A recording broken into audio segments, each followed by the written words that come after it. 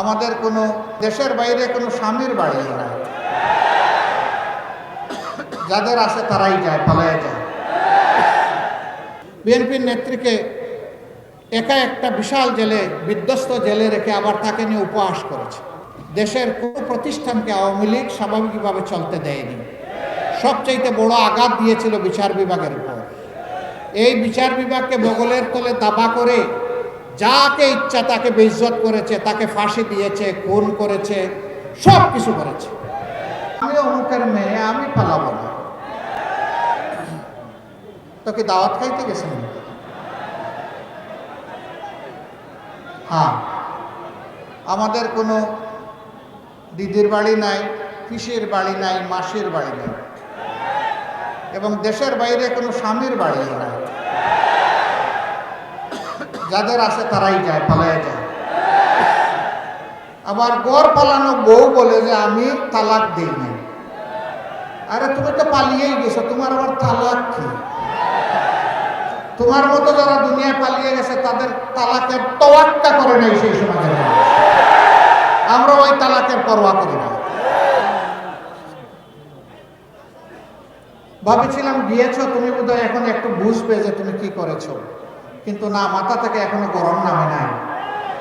আজকে আনসার কাণ্ড দিয়ে ফুস, কালকে আবার জুডিশিয়াল কোর মাধ্যমে আরেক ফুস, এরপরে এই ফুস, ওই ফুস, ফুসফাস চলতেছে।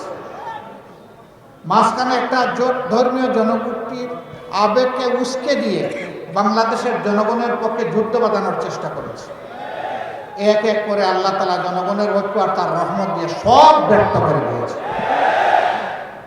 খেয়াল রাখবা, যেই যুবকরা যুবতীরা রাস্তায় নেমে বুক পেতে দিতে পেরেছে, পরোয়া করে নাই গুলিকে, এই যুবকেরা শহীদের রাস্তা চিনে ফেলেছে। এই যুবক যুবতীদেরকে আর ভয় দেখানোর চেষ্টা করবে।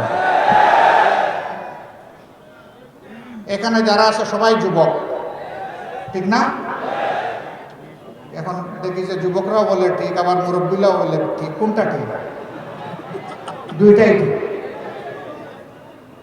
যার এই টুকরাটা, অর্থাৎ হাটটা যার যুবক, যে পাহাড়কে জয় করার সাহস রাখে সেই যুবক।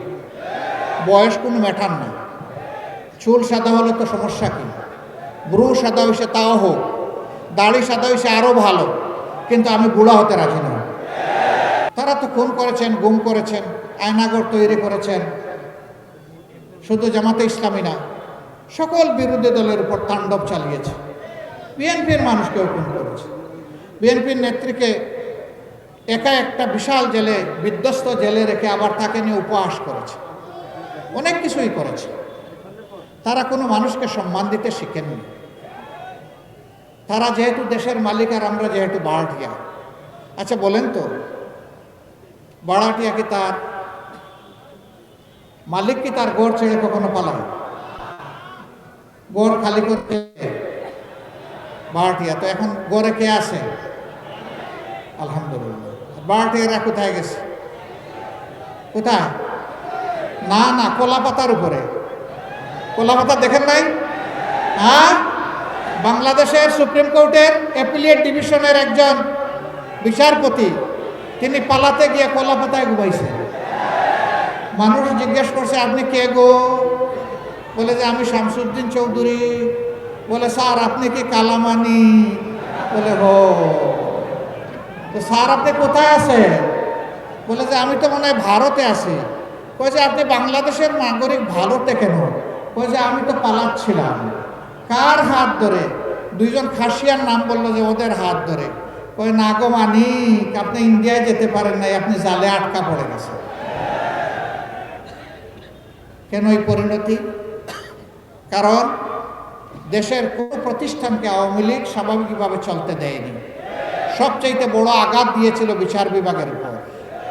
এই বিচার বিভাগকে বগলের তলে দাবা করে যাকে ইচ্ছা তাকে বেইজ্জত করেছে, তাকে ফাঁসি দিয়েছে, খুন করেছে, সব কিছু করেছে। আর এই ধরনের বিচারপতি নামের কলঙ্করা বিচারকের আসনে বসে তারা রাজনৈতিক চর্চা করেছেন, হুঙ্কার দিয়েছেন বিভিন্ন দল এবং ব্যক্তির বিরুদ্ধে। এই সাইদি সাহেবের বিরুদ্ধেও কালামানিক সাহেব হুঙ্কার দিয়েছিলেন। সাইদি সাহেব দুনিয়া থেকে বিদায় নিয়েছেন, লাখো মানুষ চোখের পানি দিয়ে তাকে বিদায় সম্বর্ধনা জানিয়েছে। কোটি মানুষ সারা দুনিয়ায় তার জন্য দোয়া করেছে, কেঁদেছে। আর তোমরা কলাপাতায় শুলে এখন মানুষ একটু প্রশান্তি পায়। এই হলো বেশ কম। আমরা ওটা চাই না, মানবতার এই বেইজ্জতি আমরা চাই না। আমরা চাই মানুষের সমাজটা মানুষেরই সমাজ হোক, একটা মানবিক বাংলাদেশ গড়ে উঠুক। আমাদের সন্তানেরা তাই সমস্ত অমানবিকতার বিরুদ্ধে, পশুত্বের বিরুদ্ধে, বর্বরতার বিরুদ্ধে, বৈষম্যের বিরুদ্ধে তারা গর্জে উঠেছিল। স্লোগান তাদের একটাই ছিল, উই ওয়ান্ট জাস্টিস। আমরা সামাজিক ন্যায় বিচার চাই। যেই সমাজে ন্যায় বিচার প্রতিষ্ঠিত হয় সেই সমাজে সমস্ত মানুষ তার অধিকার পায়। এখানে দল এবং ধর্ম দেখা হয় না। যারাই নাগরিক তারাই তাদের অধিকার পেয়ে যায়।